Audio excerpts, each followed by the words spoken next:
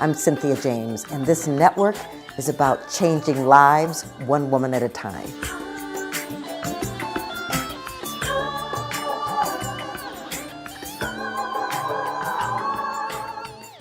Hello and welcome to Women Awakening. I'm your host, Cynthia James, and I am so excited because I get to be with you and with women every week that inspire me, that are change makers, that have stepped into their own power many times through obstacles. And so I'm so honored that I get to share them with you. You know, we are on Spotify and iTunes, iHeart, Spreaker, Amazon, YouTube. So subscribe and come back every week and meet a new amazing woman. My guest today, her name is Bev Adams. She's an entrepreneurial business leader, an award-winning regional and nationally published residential interior designer.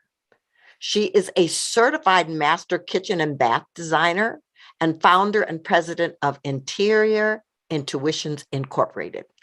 She's been recognized in many winning categories with NARI Awards, Colorado Home of the Year Award, HBA Care Award, NKBA Peak Awards, and has served as a judge for the National Kitchen and Bath Design Contest and judged the Denver Parade of Homes appointed by HBA. She's also a HeartMath certified trainer for individuals and teams, and her new book, Rising Above the Shit, just released, depicting her life story and examples of her interior intuition. Bev, thank you so much for being here. Thank you, Cynthia. I am so honored. I am excited to do whatever I can to inspire anybody that would ever follow the path that I've had. Absolutely. Yes. So let's just start with where you were born and how you grew up. Well, I was born in Wisconsin, but only was there for a week. Moved to Iowa and then lived there on a 6-acre property with a rooster that didn't like me and would wait for me to come out of my sandbox and peck my rear end. And I would run in haste to my mother, who didn't really care. And so the beginning of my early years was with a mother who really didn't care. She didn't love me. She was very much in favor of my brother. And so from Iowa, we went to Connecticut, we went to Chicago, we went to St. Louis. I ended up as a musician and a concert pianist student at Indiana University, where I graduated. And after that, I emigrated to Australia by myself when I was 21. Yeah. So I just want to talk a little bit, because a few of us have either had mothers that we didn't feel loved us, or that weren't prepared to be mothers, or were bringing stuff from their own lineage. And so as a kid, how did you survive the feeling that you weren't the chosen one? I always went to my heart. I went to my heart, and I always knew that I was better than the circumstance.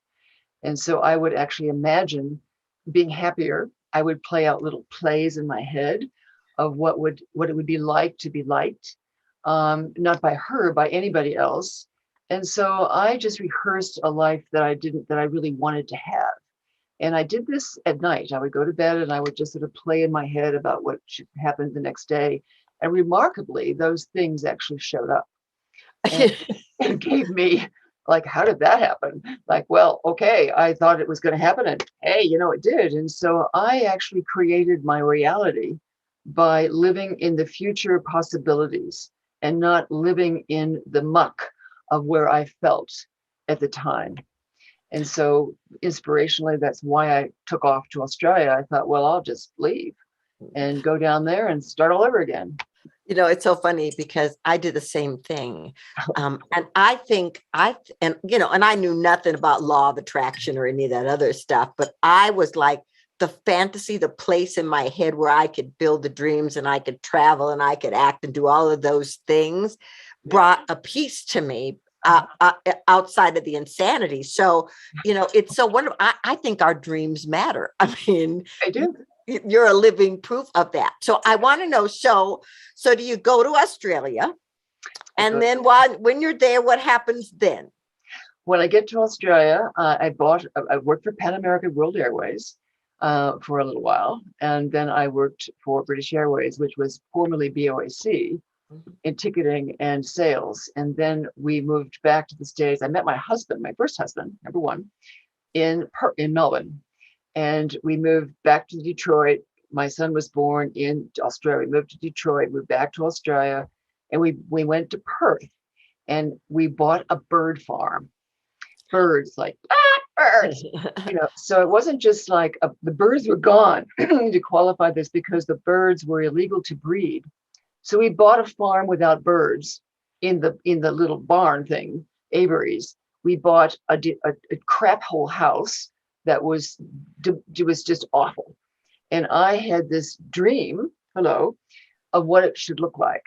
And I saw it. I wanted to make it a veranda this way and da da da. And so I renovated this bird farm house and took the Averys down and went to school, got an interior design degree, and there it was. And so then we had to leave, and we left this beautiful property. I was there in Australia for 20 years. I had 2 other children. I had 3 miscarriages, which were pretty serious. One was very serious. So the trauma of children and being a mother, or trying to sustain motherhood and learning how to be a mother without not have a role model was also a challenge as a woman. Mm-hmm. But that was Australia. So then we ended up coming back to the United States. And then from then, the marriage fell apart, and I moved up to Aspen trying to be a designer, not knowing really what an inch was. I didn't know what an inch was. I thought that an inch was, millimeters, and I was trained in a different metric system. So it was very challenging, to say the least. Yeah, well, where did Interior Intuitions come from then? Okay, so Interior Intuitions, I worked for a dealership in Aspen. I worked for another dealership in Denver. And then something in me just said, no, you need to help people. And what happened, Cynthia, is that I could actually feel what people needed to have in their homes. I was more of an intuitive, a residential intuitive. Even though I was trained in interior design and kitchen and bath, I became a master kitchen and bath designer through lots of studies and certification. But I kind of intuitively knew what to do. And so I would create these surveys for them to complete, having them think that this was just something they had to do. But I was actually reading them to get more information from them, so I would be better equipped to provide solutions for their homes and their kitchens and everything else. So then I started my company called Interior Intuitions, which is kind of a fake company. I was trying to hide behind this name, thinking that maybe they would never know, but they did know. Because how did you know that? How did you know that? And I said, well, I kind of knew, I just kind of like told them what I thought. And they said, well, that's remarkable, because that's exactly what I wanted. So that's kind of how Interior Intuitions formed. And then I went on to my real love was intuition and where it came from and how did I know this. And so I was greatly devoted to spiritual holistic practices and became a Reiki master and healing techniques, and worked with Dr. Joe Dispenza and became one of his global trainer people. And then enrolled in HeartMath studies with the HeartMath Institute. And that's where I kind of have landed. And I find that those skills have been able to be shared with people and help them a great deal. I wish I'd had them. The training, the breathing techniques, I wish I'd had them at the very beginning of my little career. It would have been a lot easier. Totally get that. Well, I want to talk about your book a little, and I want to talk about some of the, there, hold it up. There it is. Isn't it beautiful? Rising Above the Shit. It's gorgeous. So I have my own ideas about what that means to rise above the shit, but what's your definition? Well, the story is the whole book is my biography. It's a historical biography, but the 3 things that kept me really going, first of all, I wrote the book written in recovery from COVID, because I nearly died of COVID at home here by myself. And when I woke up, I thought, from the night of hell, trying to breathe without any air, I thought, I have to write a book for my children. So I have to give them a legacy of how I did my life or live my life for them. So the three things that really helped me was a trip to Peru in my memory bank of the three things, the three worlds. And I've lived those worlds. And the first one is the snake. And Mhm. every time you have something to shed, whether it be a relationship or a job or a problem or anything that you need to get rid of, you shed the skins. And the skins hurt because you're used to having them around you and you're used to the feel of them. And so the snake, the metaphor of a snake is really important to understand. So when you have a problem, you go, oh, should I shed it or should I keep it? Well, if you can't grow, you have to shed, you got to shed the skin before you can grow. And so that's the first world, the first spiritual world. And when I went to Peru, I thought, oh, that just makes so much sense. And the second world is the puma. And the puma was me when I left the United States to go to Australia and get the courage and just go for it. And so I did. I was the puma energy and I didn't look back. I lived in the now. I lived in what I had to do ahead of me, not what was behind me after the shedding. I was on a goal set and I was on my way to doing something that I had imagined or visualized ahead of me. And then the third world is the condor. And the condor, when you're in this world and you look back, you're an observer of the skin and the puma of your energies. So when you're at the condor, which I usually stay in most of the time, you look back and you observe it and you create wisdom from what has happened to you so that when you have the next snake thing come up in your life, you know better how to shed it or better how to realize what challenges you need to overcome better. And then Mhm. the puma starts again and then you reflect back. And so this builds the wisdom. Nothing is bigger than you are. Nothing is bigger than I have been. Anything that is on my life. I watched my husband die, which was the most horrible thing I've ever been through in my life, and suffered tremendous PTSD. The recovery from that was tremendous. And then after he died, his family decided to sue me.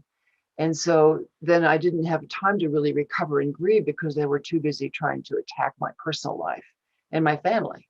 So, you know, that was the shedding. It was a shedding of trying to forgive and let them go and let them go. Don't get involved. Look at the condor. Just rise above it. And so that is kind of the best way I could describe rising above the shed. Right. It was the worst of Well, all.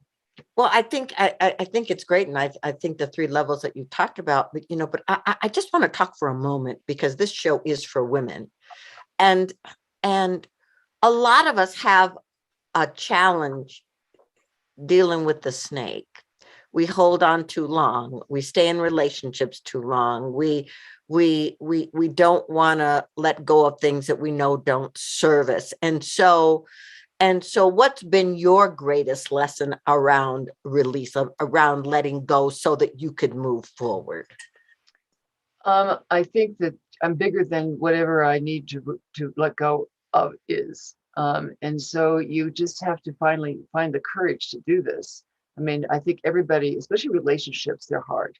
You know, Mhm. you have even family relationships. You have a certain relationship with my daughters that are different, and my son is mentally ill, so I don't see him anymore. So I've let him go, and to women to let go of something, you need to replace it with something else that gives them some sort of bounty to believe in themselves with. I mean, something that's going to make you, you know, rise above it. Whether you go shopping and buy something, but that's one way to do it, but that's only temporary. You really have to do the inner work and know exactly that you are bigger than anything that is your challenge. Mhm. Um, and and recognize that and tell yourself how great you are. And you know, if you are trying to get over a relationship or move on to a new relationship, that's a magnet. The magnetism of somebody coming into your life is a magnet. You are attracting everything that you have in your life. So if you are trying to get rid of it, you're attracting it to start with. So you have to get rid of the magnetism. And it comes through the heart. The HeartMath Institute, the heart is a brain. And it's telling you exactly what to do, how to feel, and all your brain is actually wired emotionally and hormonally to the heart. Believe it, the heart is governing your hormones. So your sensuality, and your sexuality is governed by your heart, your looks, your hormones, everything, your relationships with people, which is your heart. So I think if you go to your heart and you go in love and understand that you are the person, you love yourself more than the relationship, you will rise above it and you'll be able to gravitate to something better. And if you visualize that in your life ahead of you and the puma goes forward and you see it coming and you feel it before it arrives, it will show up. You're going to magnetically attract it to your life. Absolutely beautifully said. So you're a beautiful woman. You know, you've been married more than once. You've run a business. You've had children. What is the thing that you have done to hold on to your independence and your self-care beyond what other people might want from you? You know, when my dad was alive, he used to say, bite off more than you can chew and chew it. And so, and he used to say to me, get over it. Get over it, Beverly. Get over it. You got a problem, get over it.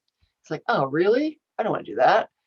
But I think I think you just have to keep moving forward, Cynthia. You just cannot look back. You can't look back, and you got to keep going forward. And there's always going to be an opportunity that's going to present itself to you. Yeah. Regardless.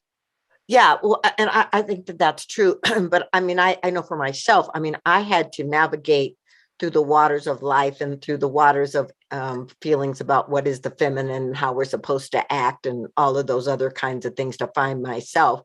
And so I love that I can look at your life and I can see where you come from and what you've created and how you have stood through. I'm looking forward to reading the entire book, you know, all the myriad of ways you've had to navigate life.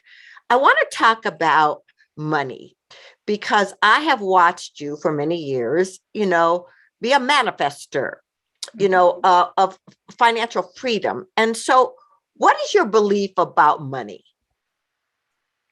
It's just to be used. You just use it and you spend it and you give it and you enjoy it. You know, I had my 3 children in this little house, which is now fully renovated, and I didn't have enough money for groceries. I sold my guitars. I sold my furniture. I was broke. I was dead broke. And I just said, I'm not going to stay broke. I'm going to do this. And I just kept working my little backside off worked hard, and didn't look back. I just kept going. You can't sit there and wallow in it. You have to keep going. And so money is a beautiful thing. I mean, you know, I have some. I'm not really wealthy, but I have enough to get by. And I have bought a Tesla. I love my car. You know, there's just great things I enjoy. I love Maui. I love going there first class.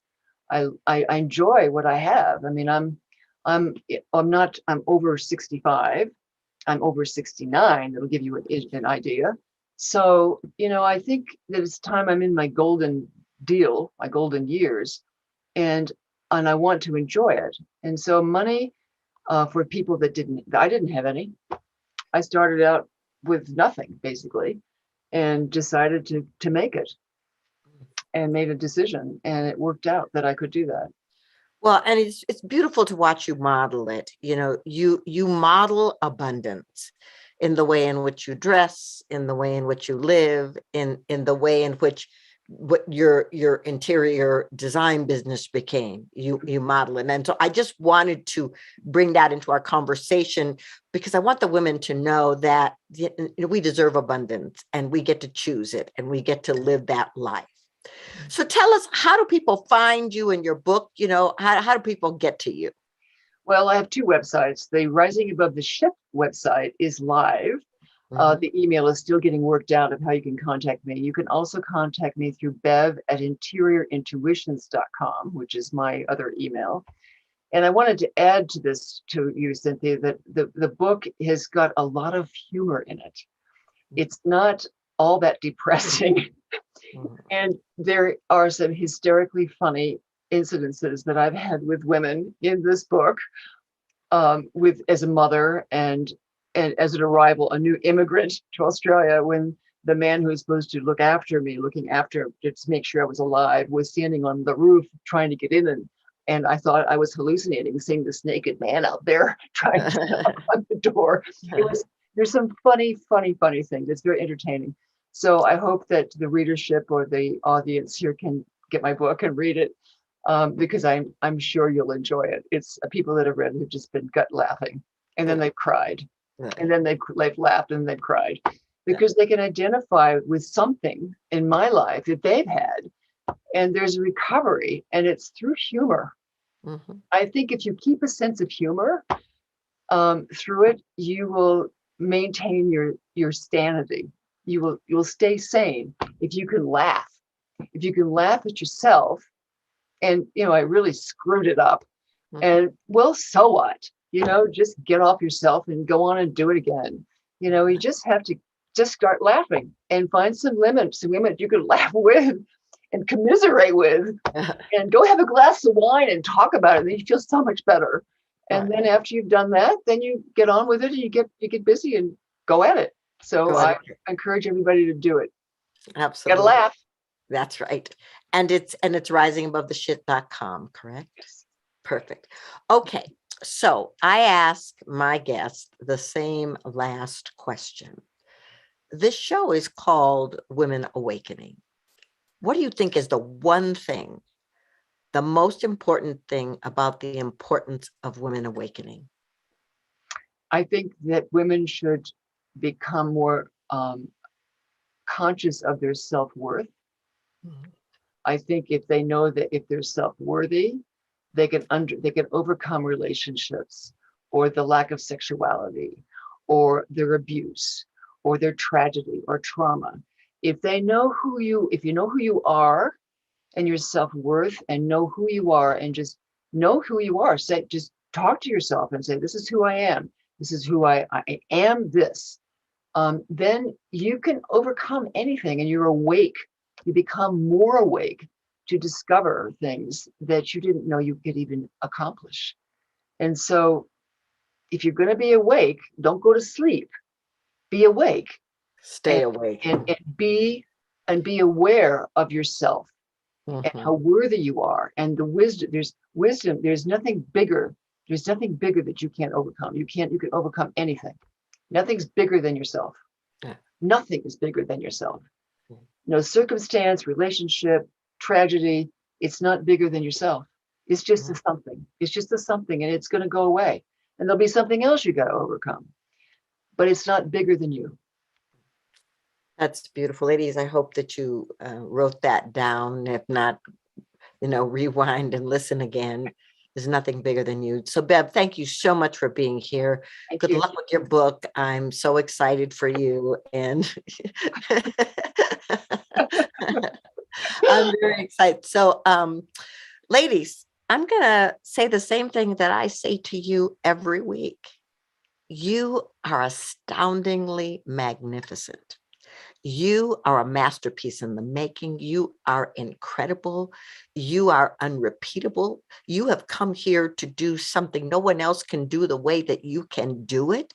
And so the world is waiting for you. People are waiting for you. Experiences are waiting for you. I'm so honored to walk this path with you. I'm excited to know and see who you are and what you do, and to introduce you to more amazing women. Many blessings, and I will see you next time. Much love.